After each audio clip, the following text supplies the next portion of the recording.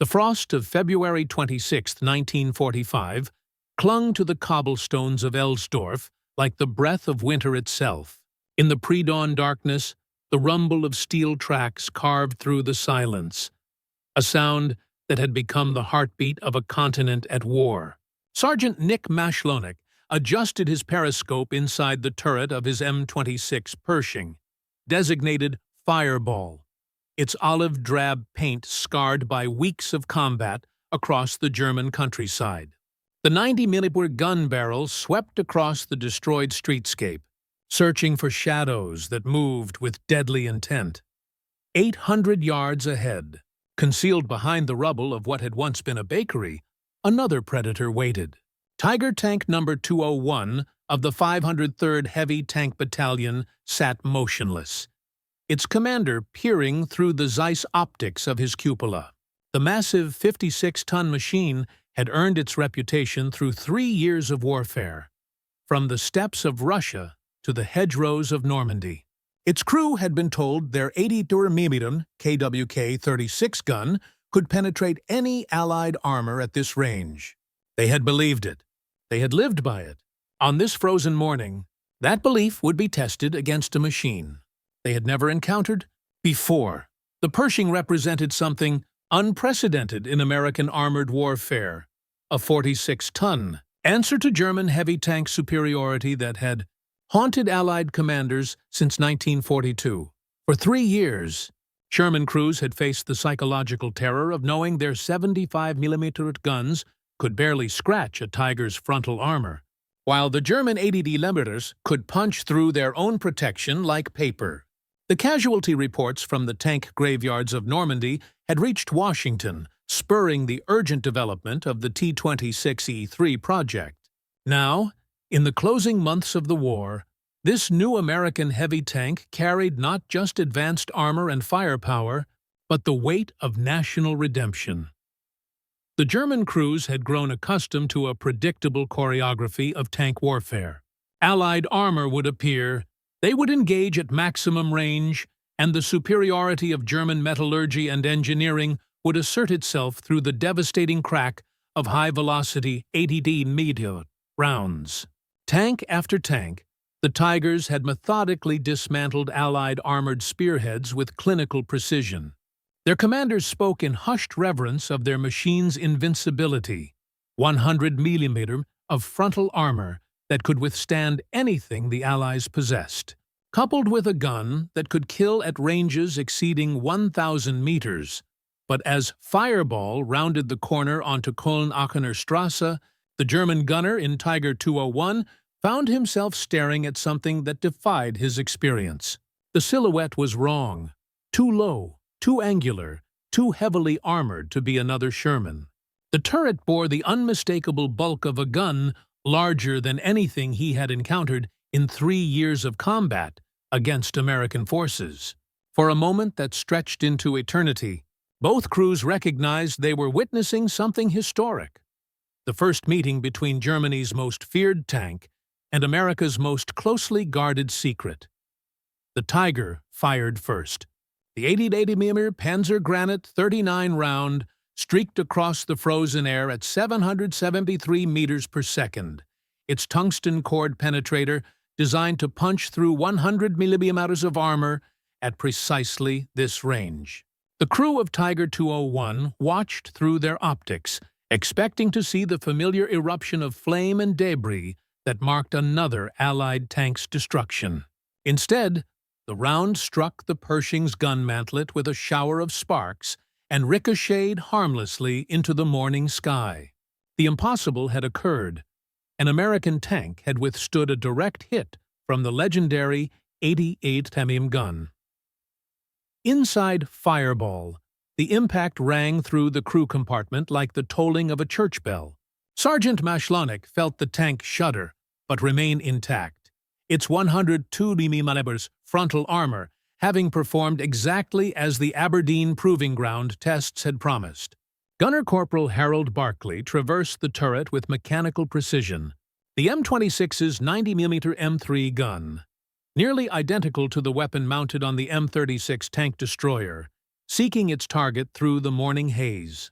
The gun that American ordnance engineers had specifically designed to match the penetration capabilities of the German 88 mm was about to prove its worth in the crucible of combat. The Pershing's return shot came 18 seconds later. The 90mm T-33 armor-piercing round left the barrel at 853 meters per second, carrying 20% more kinetic energy than the German shell that had just failed to penetrate its armor. The projectile struck Tiger 201 at the junction between its upper glacis plate and turret ring, a vulnerable point that German designers had never fully eliminated. The hardened steel penetrator punched through the 80mm armor at that critical angle, the round continuing into the fighting compartment where it struck the main gun ammunition storage. The explosion that followed could be heard 3 kilometers away. Tiger 201's turret lifted from its ring in a lazy arc, trailing flame and debris before crashing back onto the hull at an impossible angle. The tank that had been Germany's armored spearhead for over 2 years burned with the intensity of a forge, its ammunition cooking off in a series of secondary explosions that shattered windows throughout the surrounding blocks. The crew, veterans of Kursk, Normandy, and the Ardennes, perished instantly, their experience and expertise extinguished in the space of a heartbeat. For the first time in the European theater, an American tank had met a German Tiger in single combat and emerged victorious. But this was merely the overture to a symphony of steel that would crescendo over the following weeks as more Pershings reached the front lines and encountered Germany's armored elite. 10 days later, on March 6th, the cathedral spires of Cologne rose through the morning mist like accusing fingers pointed at a war-torn sky. The ancient city had become a fortress, its medieval streets transformed into killing zones where German panzer grenadiers and the remnants of armored units fought a desperate rearguard action against the advancing First Army. Among the defenders, Oberleutnant Wilhelm Bartelborth commanded a Panther OSF, A of the 106th Panzerbrigade Feldherrenhalle, his tank positioned, with tactical precision to command the approaches to the cathedral square. Bartelborth had earned his Iron Cross First Class during the savage fighting in Russia, where his unit had helped stem the Soviet winter offensive of 1943. His Panther carried the scars of dozens of engagements, patched armor plates, field-applied camouflage, and the confident bearing of a machine that had survived when so many others had not. The 75mm Kogi 42 .42 gun possessed a muzzle velocity of 936 meters per second and could penetrate 149mm of armor at 500 meters, more than sufficient to handle any American tank the Wehrmacht intelligence services had documented, or so they believed. Around the corner, invisible to German observation, Staff Sergeant Bob Early's Pershing Eagle 7 idled with the mechanical patience of a predator. The tank's 90mm gun was loaded with an M77 armor-piercing capped round, its tungsten carbide core capable of penetrating 120mm of armor at 1,000 yards, exactly the thickness of a Panther's frontal armor. Early's crew had painted kill rings on their gun barrel, marking the destruction of 4 German vehicles during their advance through the Rhineland. They were about to add a 5th. The engagement began when Eagle 7 rounded the corner onto Marzellenstrasse at 09:47 hours, its tracks grinding against the cobblestones with a sound like breaking bones. Bartelborth's gunner, Obergefreiter Klaus Müller, spotted the movement through his TZF-12A telescopic sight and immediately recognized the threat. This was no Sherman. The angular turret and long gun barrel marked it as one of the new American heavy tanks the German intelligence had warned about, but few had actually encountered. Müller's training took over, his hands moving with practiced efficiency to traverse the turret and acquire the target. But Corporal Clarence Smoyer, Eagle 7's gunner, had already identified the Panther's position. The German tank's camouflage, effective against air reconnaissance, stood out starkly against the Gothic architecture when viewed through the M71D telescopic sight of the 90mm gun.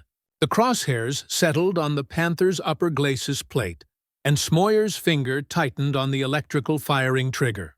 The moment balanced on the edge of eternity. Two of the war's most advanced fighting machines facing each other across a medieval square, their crews separated by less than 150 meters, and the depth of ideological hatred that had consumed a continent. Eagle 7 fired first. The 90mm round struck the Panther's frontal armor with devastating effect, the impact visible even through the clouds of propellant smoke that obscured the battlefield. Bartelborth's tank lurched backward from the kinetic energy transfer, its right track thrown from the drive sprocket as the crew struggled to comprehend what had just occurred.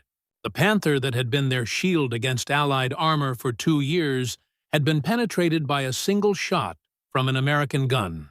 The round had punched through the 80mm upper glacis plate and detonated against the main gun ammunition storage, sending a pillar of flame through the commander's hatch. Bartelborth himself survived long enough to bail out, his uniform smoking as he stumbled away from his burning machine. The sight of the young German officer, his face blackened by cordite, his movements stunned by the realization that German armor superiority had finally met its match, was captured by an Army Signal Corps cameraman and would become one of the war's most iconic images. Behind him, his Panther burned with the fierce heat of aluminum and magnesium, its ammunition continuing to detonate in a pyrotechnic display that illuminated the cathedral's ancient stones. The psychological impact of the encounter rippled through German armored units faster than official reports could travel. For 3 years, Tiger and Panther crews had operated with the confidence that came from technological superiority.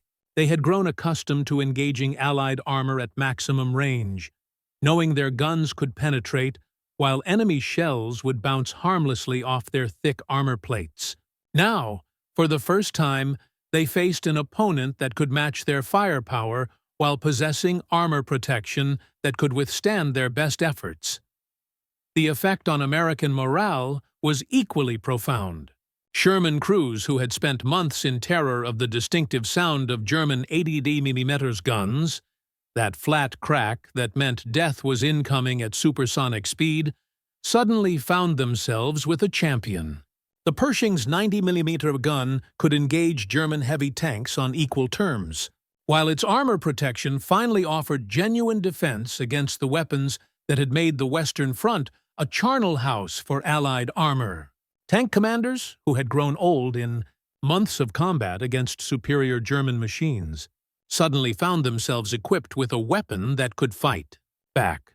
But the true test of American heavy tank development would come not in the urban warfare of Cologne or the ambush fighting around Elsdorf, but in a more specialized confrontation that would pit the most advanced examples of both nations' armored technology against each other. On April 20th, 1945, as the Third Reich collapsed around them and Soviet artillery thundered 30 kilometers to the east, a single experimental American tank would face Germany's ultimate armored achievement in what would become known as the duel at Dessau, the T-26E4. Super Pershing that rolled through the outskirts of Dessau represented the absolute pinnacle of American tank development during World War II. Only 2 examples had ever been built, and this lone machine, weighing 53 tons compared to the standard Pershing's 46, carried experimental armor configurations and the revolutionary T-15E1 90mm gun. The weapon possessed a muzzle velocity of 1,174 meters per second, nearly 400 meters per second faster than the German 88mm, and could penetrate 330 millimeters of armor at point-blank range. It was, in every measurable way, the most powerful tank gun fielded by any nation during the Second World War. Staff Sergeant Joseph Madury commanded this unique machine, with the quiet confidence of a veteran who had survived 10 months of continuous combat. His crew, Gunner Corporal John P. Irwin, just 18 years old but already seasoned by the brutal schooling of armored warfare, had been selected specifically for this experimental assignment. They understood they were operating not just a tank but a test bed for the future of American armored doctrine. Every engagement would be scrutinized by ordnance engineers and tactical analysts, every shot documented for its technical and strategic implications. Waiting for them in the rubble-strewn streets of Dessau was Germany's ultimate expression of armored warfare. A Königstiger, or King Tiger, of the 503rd Heavy Tank Battalion. The 77-ton monster represented the absolute zenith of German tank development. Armed with the fearsome 80mm Kakoporit 43 gun and protected by armor up to 180 meters thick. Its crew had been carefully selected from veterans of the Eastern Front, men who had learned their trade fighting the Soviet T-34s and IS-3s that had pushed the Wehrmacht back from the gates of Moscow to the outskirts of Berlin. The King Tiger's commander, Hauptmann Friedrich Weber, had earned his Knight's Cross during the Battle of Kursk, where his unit had destroyed 37 Soviet tanks in a single day. His gunner, Obergefreiter Hans Richter, could place an 88mm round through a window at 500 meters, a skill demonstrated repeatedly during the long retreat from the Dnieper to the Oder. They had positioned their massive tank in the shadow of a bombed-out apartment building, its camouflage net arranged to break up the distinctive silhouette that Allied aircraft had learned to hunt with such deadly efficiency. 30. Encounter began at 15:45 hours when the Super Pershing rounded a corner 2 blocks from Weber's position. At a range of approximately 600 meters, both crews spotted each other simultaneously, their optics revealing the approaching confrontation with crystalline clarity.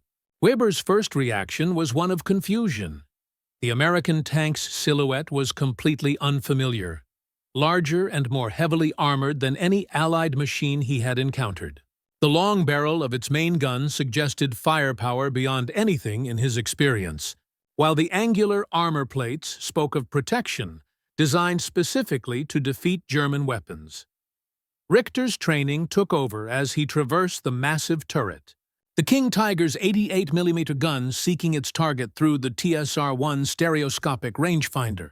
The weapon that had destroyed hundreds of Allied tanks across 3 years of warfare prepared to engage what might be its most challenging opponent. At this range, the 80mm KBK-43's Panzergranate 43 round could penetrate 165mm of armor, more than sufficient to defeat any known Allied tank. But, as the crosshairs settled on the approaching American machine, both German crewmen felt an unfamiliar sensation: uncertainty. The King Tiger fired first, its massive gun sending a tungsten cord projectile across the intervening space at 1,000 meters per second. The round, designed to punch through the heaviest Soviet armor, struck the Super Pershing's additional frontal armor plates with a shower of sparks and ricocheted into the afternoon sky. The impossible had occurred. An American tank had withstood a direct hit from Germany's most powerful tank gun. Inside the King Tiger's fighting compartment, the sound of the ricochet rang like a death knell for German armored supremacy. 18-year-old Corporal John Irwin's response was instantaneous. The T-15E1 gun, loaded with an experimental T-30E16 armor-piercing round, traversed with mechanical precision until the crosshairs of the M71D sight aligned with the King Tiger's massive bulk. The projectile that left the barrel carried more kinetic energy than any tank round. Fired during World War II, a hardened tungsten penetrator moving at nearly 1,200 meters per second with sufficient force to punch through 13 inches of armor at point-blank range. The round struck the King Tiger just as the massive tank was beginning to reverse, seeking better cover among the rubble.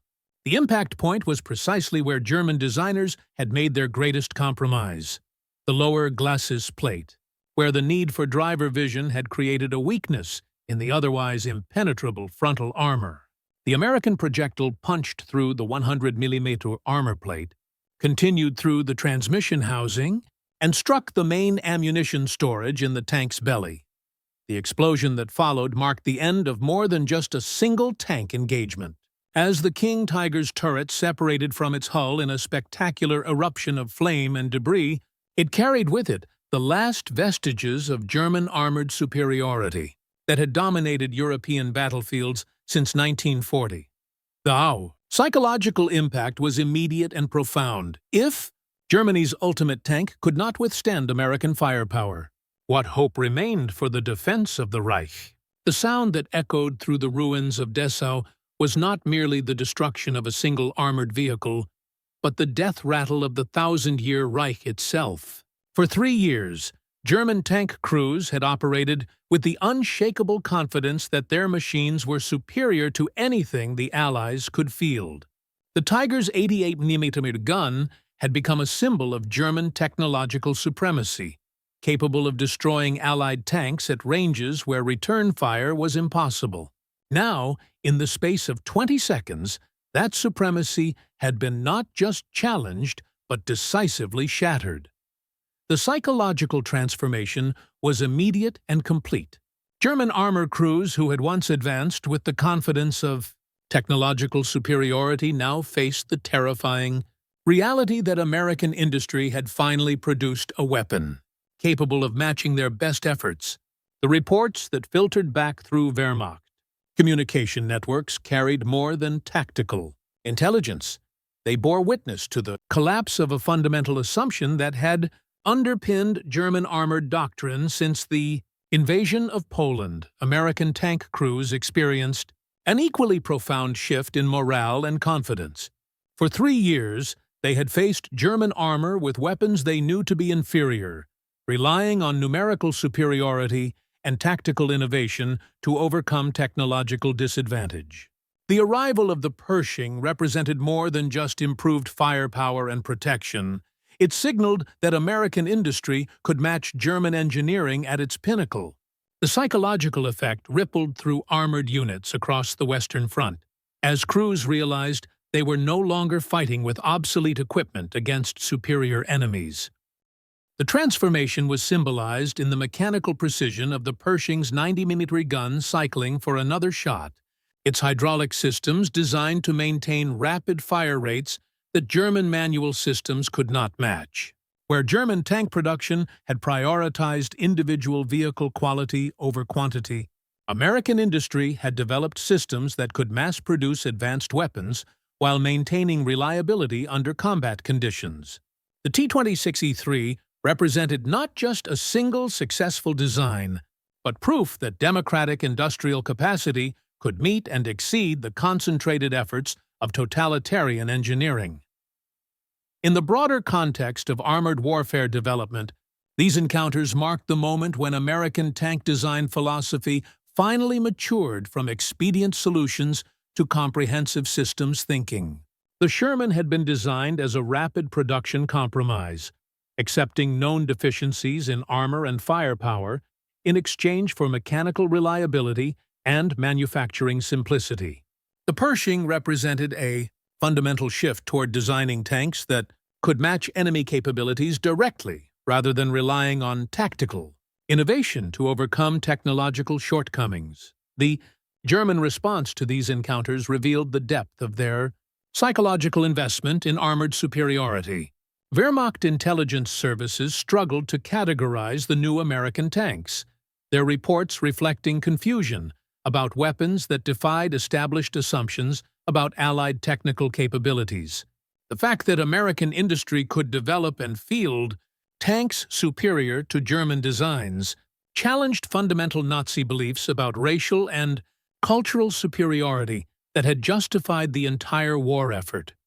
For individual tank commanders on both sides, these encounters represented watershed moments that defined their understanding of modern warfare.